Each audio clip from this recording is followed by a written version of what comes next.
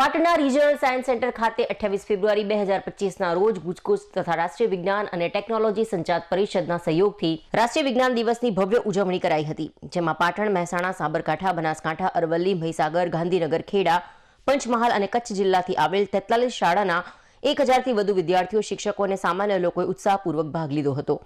આ કાર્યક્રમમાં શિક્ષણ સહાય અને નવી શિક્ષણ પદ્ધતિ તથા મોડેલ મેકિંગ સ્પર્ધાનું આયોજન કરવામાં આવ્યું હતું, જેમાં 49 વિજ્ઞાન આધારિત અને 10 ગણિત આધારિત કુલ 59 મોડેલ વિદ્યાર્થીઓ દ્વારા તથા 5 જેટલા શિક્ષકોએ શિક્ષણ સહાય અને નવીન પદ્ધતિ વિષયને લગતા મોડેલ રજૂ કર્યા હતા।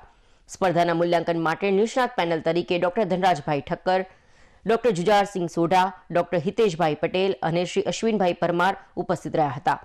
વિશિષ્ટ મહેમાન તરીકે પાટણના કલેક્ટર અરવિંદ વિજયન હાજર રહ્યા હતા। તેમણે તમામ સહભાગીઓને પ્રોત્સાહિત કરતા જણાવ્યું કે ભારત ધીમે ધીમે વિશ્વમાં વિજ્ઞાન અને ટેકનોલોજીની શક્તિ બની રહ્યું છે। તેમણે વધુમાં જણાવ્યું કે વિશ્વની મોટાભાગની ઇન્ફોર્મેશન ટેકનોલોજી આધારિત કંપનીઓના વડા ભારતના છે। કાર્યક્રમને અંતે વિજેતાઓને ટેલિસ્કોપ, પુસ્તક અને પ્રમાણપત્ર આપીને સહભાગીઓને સન્માનિત કરવામાં આવ્યા હતા। સાયન્સ સેન્ટરના project director doctor Sumit Shastri દ્વારા તમામ સહભાગીઓ સાથે ડોક્ટર નરોત્તમ સાહુ અને NCSTCને આભાર આપીને કાર્યક્રમની પૂર્ણાહુતિ કરવામાં આવી હતી।